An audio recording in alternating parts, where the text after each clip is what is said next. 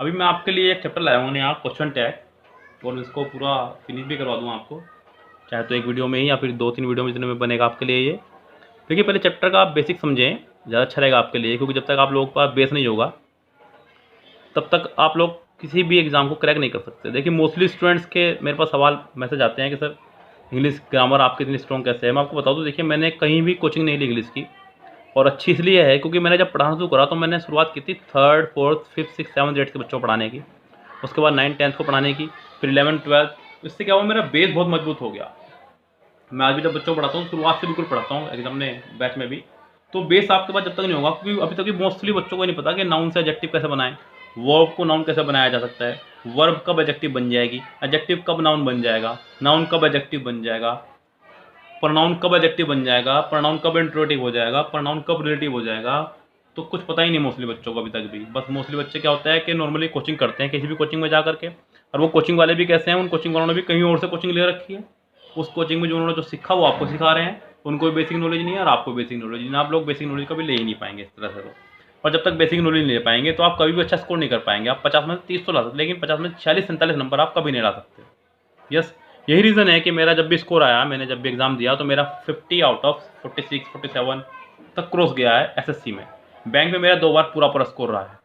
Yes, लेकिन ये बातें बताने के लिए अच्छी हैं, मज़ा तब आए जब आपका भी स्कोर इतना ही आए।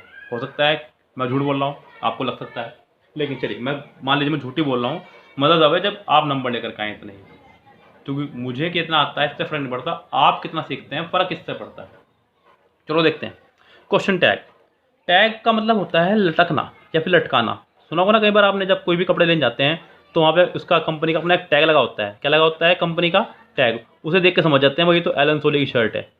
किसकी शर्ट है ये? एलन सोली की शर्ट है। इस तरह से कोई भी टैग आपके सामने लगा होता है तो आप समझ जाते हैं कि भाई नाइक का जूता है, लाइक नाइक का ऐसा कुछ साइन होता है कि नाइक का देख के पहचान। हम इसी वजह से अपने जूते शूज़ वगैरह शर्ट वगैरह लेते हैं दिखाने के लिए, शो आउट करने के लिए। क्वेश्चन टैग का मतलब हो गया क्वेश्चन का लटका होना, क्वेश्चन मार्क का लटका होना। यानी कि क्वेश्चन टैग में क्वेश्चन मार्क का आना सबसे ज़्यादा ज़रूरी, सबसे बड़ी बात। तो दुनिया कोई भी सेंटेंस बिना क्वेश्चन मार्क के नहीं आएगा क्वेश्चन टैग में, सबसे पहली बात ध्यान रखें। दूसरी बात क्या होता है, क्वेश्चन टैग के अंदर हम लोग ज़बरदस्ती की किससे हाँ या ना करवाते हैं। क्वेश्चन टैग के अंदर हम लोग सामने वाले से ज़बरदस्ती हाँ या ना करवा रहे होते हैं। लाइक मैंने कहा कि मैं बहुत अच्छा अंग्रेजी पढ़ाता हूँ, क्या नहीं पढ़ाता? आपको कहना होगा हाँ हाँ सर पढ़ाता हूँ। मैं बहुत गंदी अंग्रेजी पढ़ाता हूँ, क्या पढ़ाता हूँ? हाँ या ना। तो क्वेश्चन टैग में हमने एक बात जान ली, हमें सामने वाले व्यक्ति से तो हाँ कहलवानी है या ना कहलवानी है ज़बरदस्ती। यानी कि मैंने कहा मैं अध्यापक हूँ। देखिए स्टूडेंट बिल्कुल बेसिक से देखिए आप लोग सोच लो आपका आज का दिन वेस्ट है, वैसे हालांकि नहीं होगा, बिल्कुल बेस से आप जब चलेंगे तो आपका हो ही जाएगा। देखिए समय बीतना है, समय बीतेगा, आप उसको नहीं रोक सकते। इसलिए आपको क्या होता है, कई बार आप लोग कोचिंग कर लेते हैं कहीं बड़े बड़े कोचिंग से भी, और तब भी आप स्कोर नहीं कर पाते। उसका ये रिजल्ट होता है कि आप लोगों के पास बेसिक नहीं आ पाया, और वो भी आपको 4 महीने में क्या बेसिक देंगे और क्या आपको एडवांस समझाएंगे। मैं अध्यापक हूँ, क्वेश्चन टैग बनेगा क्या नहीं हूँ, क्या नहीं हूँ। मैं अध्यापक हूँ, क्या नहीं हूँ। मैंने कहा मैं अध्यापक नहीं हूँ, मैं अध्यापक नहीं हूँ। फिर कहा क्या हूँ, क्या हूँ। यहाँ आपने 2 चीज़ नोटिस की होंगी। पहली बात ये नोटिस की होगी कि सेंटेंस पहला अफर्मेटिव था। क्या था सेंटेंस? अफर्मेटिव। क्वेश्चन टैग बना नेगेटिव। सेंटेंस जब नेगेटिव था क्या था सेंटेंस? क्वेश्चन टैग बना आपका अफर्मेटिव। सबसे फर्स्ट और फॉरमोस्ट थिंग यही है कि अगर सेंटेंस अफर्मेटिव होगा तो क्वेश्चन टैग नेगेटिव बनेगा, और सेंटेंस अगर नेगेटिव होगा तो क्वेश्चन टैग अफर्मेटिव बनेगा। सबसे पहली बात तो आप यही ध्यान रखें जो सबसे इंपॉर्टेंट है। अब बात यह है कि यहाँ पे आना क्या है नेगेटिव में। आपको सिर्फ यहाँ पे लगानी है helping verb plus subject affirmative में,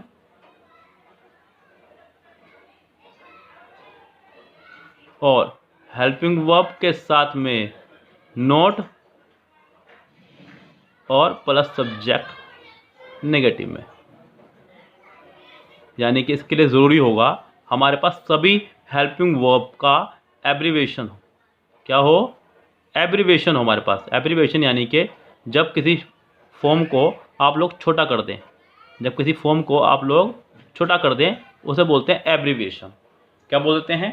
एब्रीविएशन।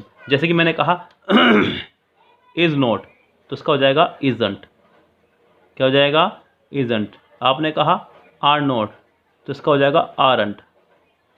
क्या हो जाएगा? आरंट।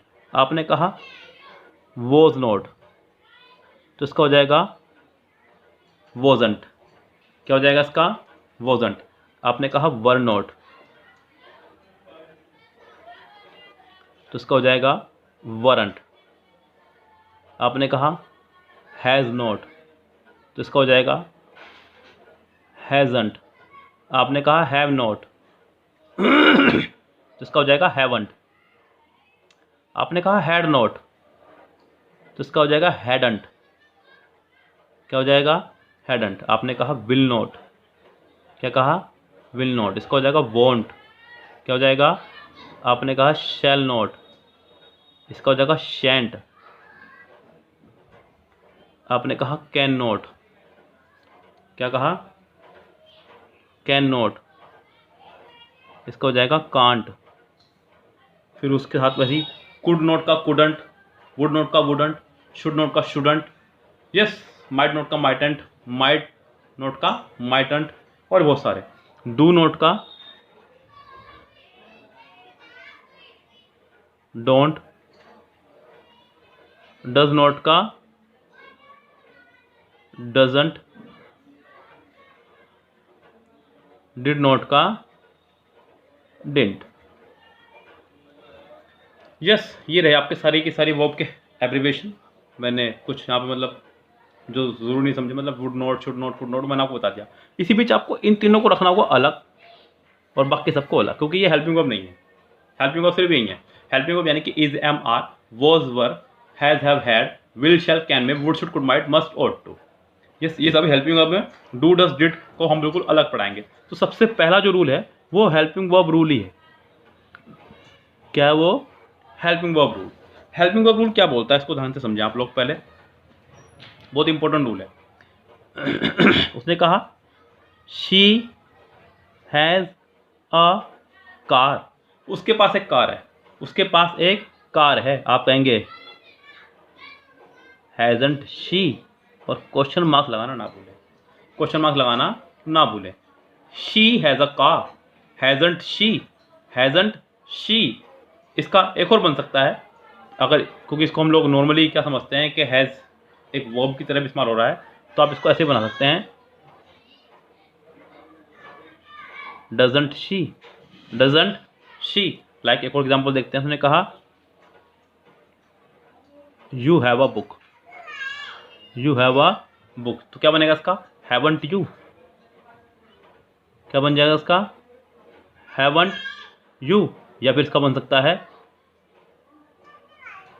Don't you. क्या बन सकता है? Don't you. आपने कहा I am not writing a letter, तो उसका बनेगा आपका, क्योंकि सेंटेंस नेगेटिव है, आपको अफर्मेटिव बनाना है, क्या बनेगा? एम आई। क्या बनेगा? एम आई। एक बड़ा ही प्यारा फंडा आप ध्यान रखें, आई am teaching English, I am teaching English. ध्यान दीजिएगा, जब आप इज एम आर वाले का नेगेटिव बना रहे होते हैं क्वेश्चन टैग, तो कभी भी एम एंड आई नहीं लगाते। क्वेश्चन टैग में एम एंड आई का इस्तेमाल नहीं किया जाता, इस्तेमाल किया जाता है आरंट का। किसका इस्तेमाल किया जाता है? आरंट आई का। इसलिए आपने ध्यान दिया होगा कि मैंने आपको एमेंट पढ़ाया ही नहीं। गौर करें अगर आप लोग, मैंने इस पढ़ाया, आर पढ़ाया, वॉज वर पढ़ाया, हैज हैव हैड पढ़ाया, विल शैल कैन में पढ़ाया, लेकिन मैंने आपको एमेंट नहीं पढ़ाया। एमेंट होता ही नहीं है, तो इसलिए मैंने नहीं पढ़ाया आपको। I am teaching English aren't I. क्या बनेगा इसका? Aren't I. उसने कहा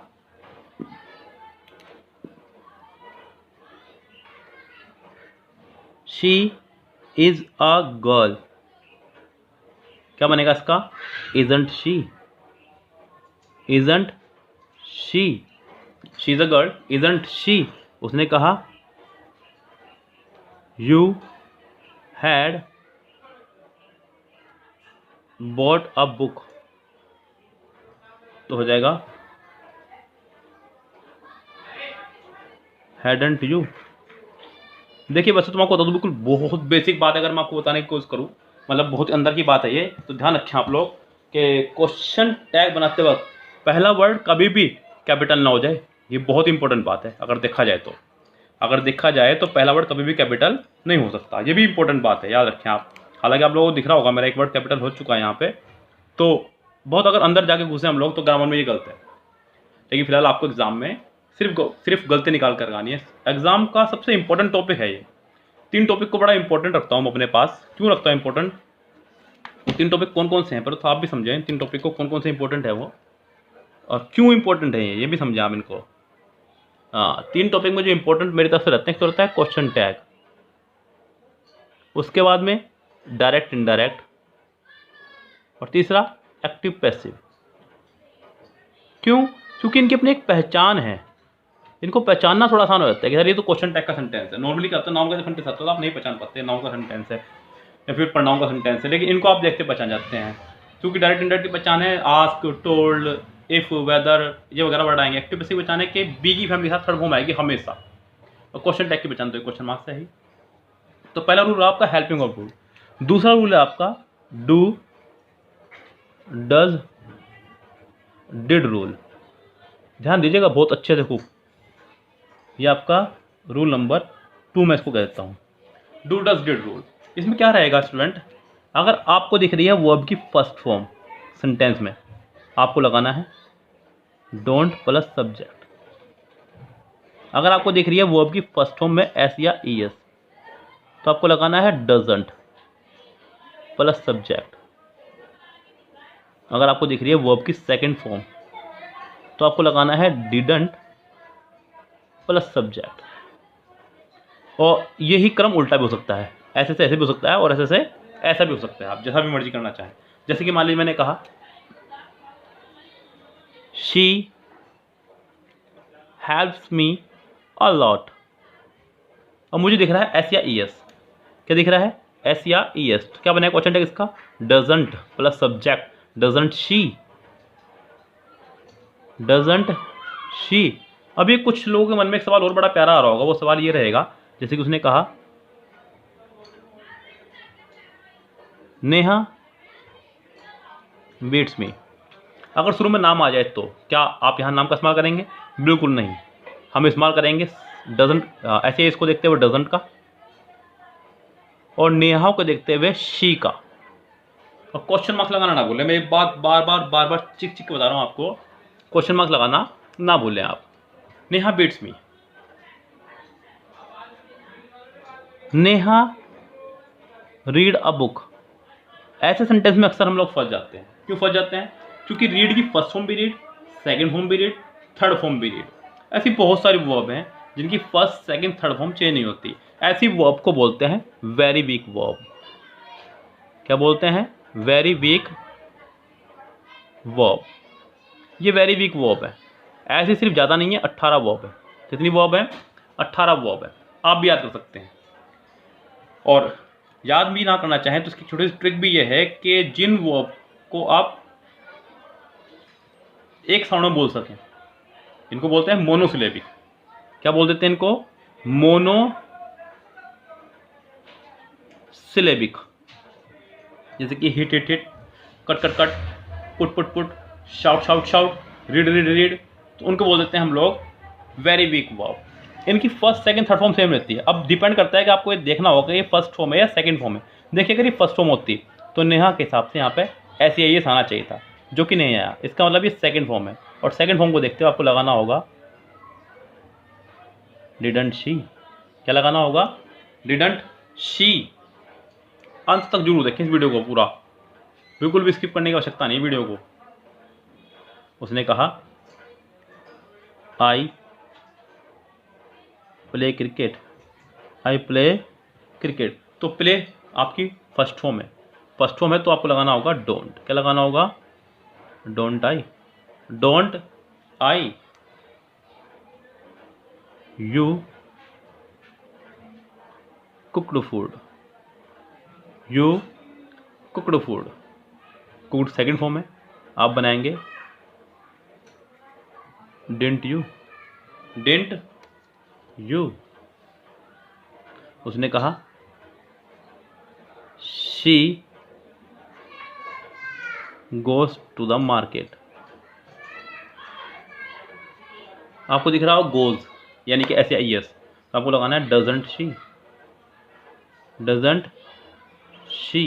इस तरह से आपके 2 रूल हो चुके हैं। रूल नंबर 3 जो है बहुत इंपॉर्टेंट है। सो रूल नंबर 3 शायद आज होगा, क्योंकि हमने रूल नंबर 2 तक पढ़ा दिया था आपको जी। हाँ, रूल नंबर 3 की अगर मैं बात करूँ तो ध्यान दीजिएगा। रूल नंबर 3 आपका this, that, these, those, here और देयर रूल। इसको हमने इसका नाम दिया है this, that, these, those, here and there का रूल ये है। देखिए यदि वाक्य की शुरुआत हो दिस दैट से, किससे हो, दिस और दैट से अगर वाक्य की शुरुआत हो तो क्वेश्चन टैग में इसका सब्जेक्ट हो जाएगा इट। और अगर वाक्य की शुरुआत हो दीज, दोज से तो क्वेश्चन टैग में इसका सब्जेक्ट हो जाएगा दे। और अगर वाक्य की शुरुआत हो देयर से तो क्वेश्चन टैग में इसका सब्जेक्ट रहेगा देयर ही। और यहाँ पे देयर और हेयर तो एक ही बात समझे आप इसको। यहाँ पे हेयर की जगह अच्छा होगा कि यहाँ 1 कर लें, क्योंकि देयर हेयर तो एक ही चीज़ है, यहाँ 1 कर लें। यस। और अगर वाक्य की शुरुआत हो 1 से तो क्वेश्चन टैग में उसका सब्जेक्ट रहेगा 1 ही। कैसे, जरा ये देखें आप यहाँ पे। जैसे कि मान लीजिए मैंने कहा कि this is my pen, this is my pen, तो इज को देखते हुए दिस के साथ में आप इसे बनाएंगे इजंट इट। क्या बनेगा, इजंट इट, क्योंकि दिस शुरू में आया हुआ है, दिस मत लगा देना, ये गलती मत कर देना। Isn't it. उसने कहा that is my book, that is my book, तो बनेगा इजंट इट, इजंट इट। आपने कहा दीज आर माई बुक्स, तो बनेगा आरंट दे, आरंट दे। दिख रहा है ना जी। आपने कहा there is a girl, there is a girl, तो बनेगा इसका इजंट देयर, इजंट देयर। जैसे कि आपने कहा वन शुड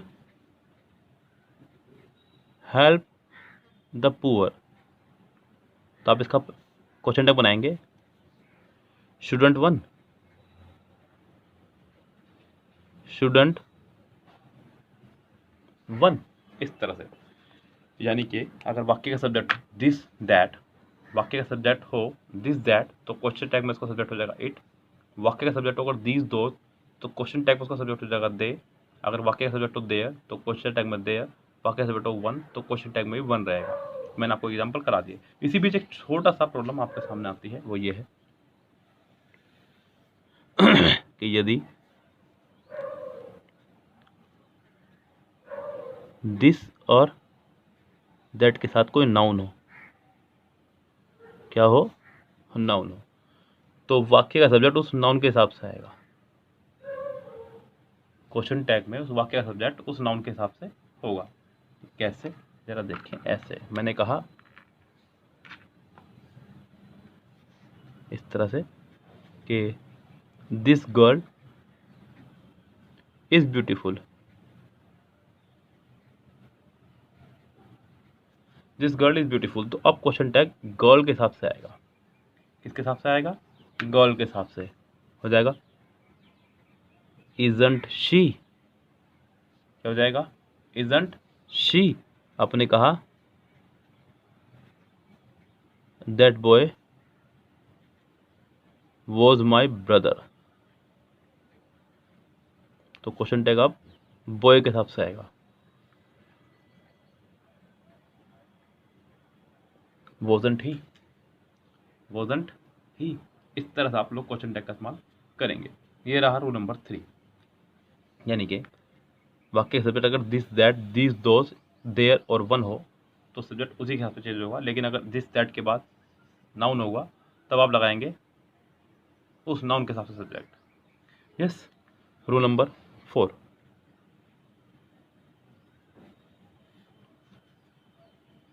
यदि वाक्य का सब्जेक्ट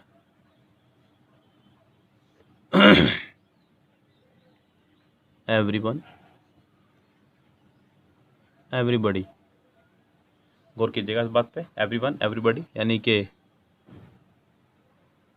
वन वाले सारे, वन वाले सारे और बड़ी वाले सारे।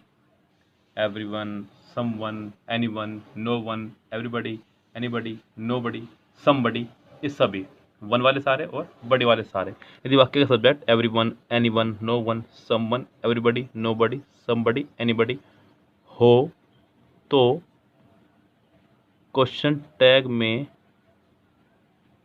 इनका सब्जेक्ट दे हो जाएगा। यहाँ अक्सर बच्चे गलती करते हैं, अक्सर। कैसे गलती करते हैं ये भी देख लीजिएगा ध्यान से, क्योंकि इन सबको माना गया singular, each, every, either, neither, none, anyone, anybody, somebody, nobody, जितने भी इन सबको माना गया सिंगुलर, एक के साथ आते हैं सिंगुलर वर्ब। लेकिन जब क्वेश्चन टैग बनेगा तो उनके साथ आ जाएगा दे, और दे के साथ आते हैं प्लूरल वर्ब। जरा देखते हैं किस तरह से ये गलती आपको एग्जाम में देखने को मिलती है। मैंने कहा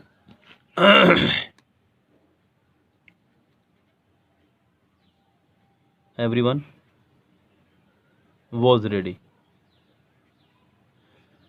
एवरीवन वॉज रेडी, तब आपको इस तरह से भागना है पीछे, और क्वेश्चन टैग में वर्ब तो यही रहेगी, एवरीवन के हिसाब से दे आ जाएगा, लेकिन दे के हिसाब से वॉज नहीं आएगा, तो आ जाएगा आपका वरंट दे। यहाँ थोड़ा सा बचने की कोशिश करना, आप यहाँ गड़बड़ी मत कर देना। वरंट दे क्या हो जाएगा आपका वरंट दे। जैसे कि एक और देखते एग्जाम्पल,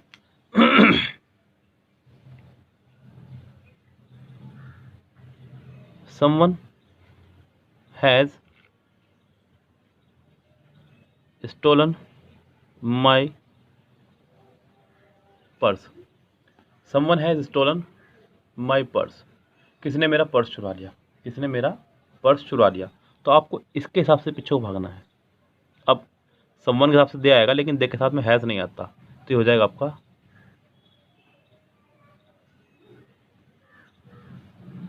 हैवंट दे। क्या हो जाएगा haven't they. someone has stolen my purse, haven't they, किसी ने मेरा पर्स चुरा लिया, तो आप बनाएंगे क्या नहीं चुराया, हैवंट दे, इस तरह से। और देखते हैं एग्जाम्पल 2-4 जिससे आपको खूब अच्छे समझ में आ जाए।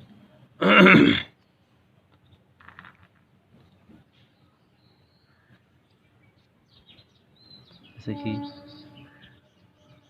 एनीवन कैन डू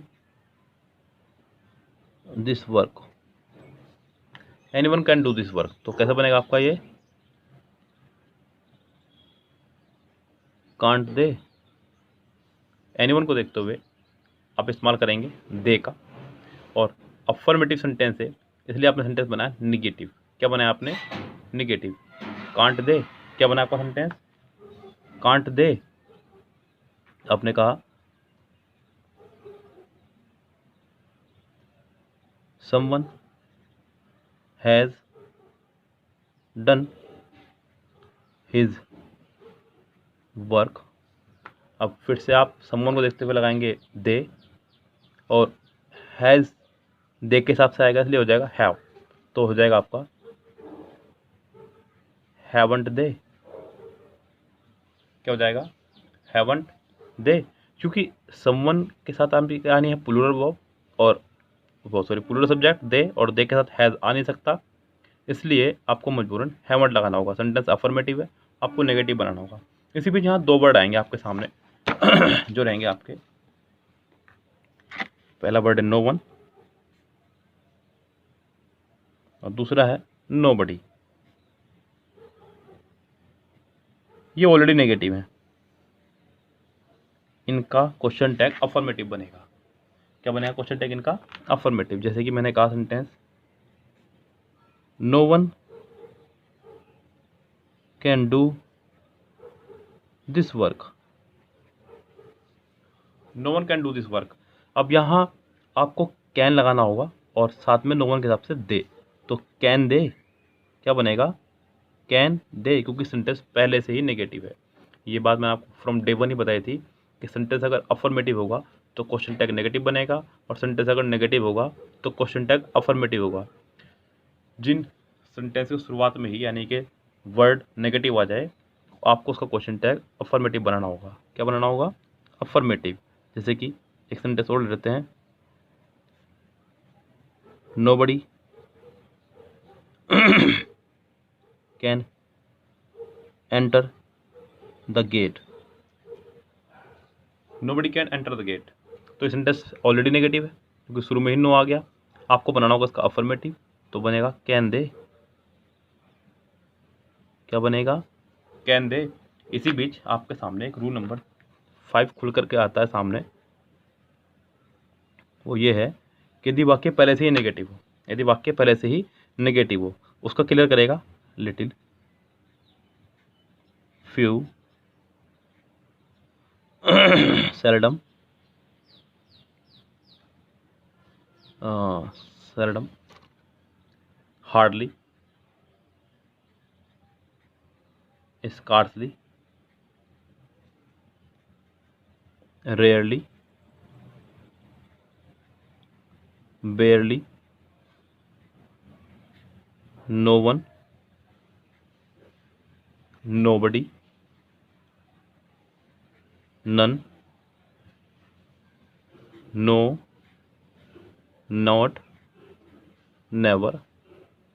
और भी बहुत सारे वर्ड जो आपको पता हो, जो मैं यहाँ ना लिखवा पाया हूँ, याद रखिएगा आप लोग। अगर वाक्य की शुरुआत में ही इन नेगेटिव वर्ड्स आ जाए, ये इनमें से कोई भी एक नेगेटिव वर्ड आ जाए, तो सेंटेंस उसका अफर्मेटिव बनेगा। जैसे कि मैंने कहा आपसे इस तरह से कि I know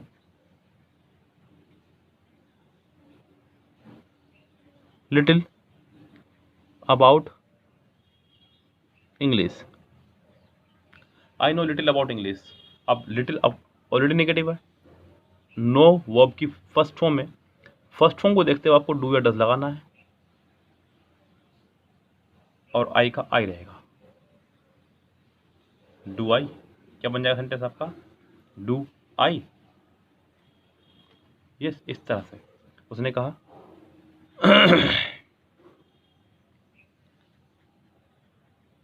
hardly had he कम। अब हार्डली अपना भी नेगेटिव वर्ड है, तो आपको बनाना है हैड ही।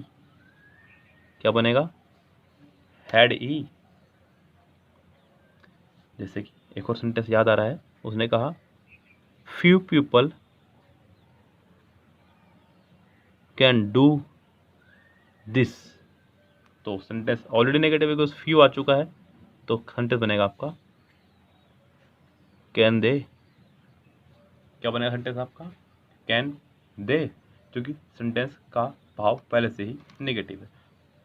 ये बस सत्य है कि क्लियर नेगेटिव नहीं आ रहा है, लेकिन इन वर्ड से ये क्लियर होता है कि सेंटेंस ये नेगेटिव रहेंगे। किसी भी वाक्य की शुरुआत में अगर little, few, seldom, hardly, scarcely, rarely, barely, no one, nobody, none, no, not, never, इनमें से कोई भी एक वर्ड आ जाए तो आप समझ जाइएगा कि सेंटेंस ऑलरेडी नेगेटिव है। आपको उसका क्वेश्चन टैग अफर्मेटिव ही बनाना होगा। ये ध्यान रखें आप लोग, खूब अच्छे से याद रखें। उम्मीद करता हूँ आपको आज का लेक्चर समझ में आया होगा, और उसका नेक्स्ट पार्ट देखने के लिए हमारे चैनल को सब्सक्राइब शेयर करते रहिए और इसी तरह से कर देते रहिएगा। और नेक्स्ट पार्ट यानी कि इससे आगे एक रूल मैं आपको इसके पार्ट 3 में बताने वाला हूँ। Okay, have a nice day, see you tomorrow, शब बखैर, गुड नाइट।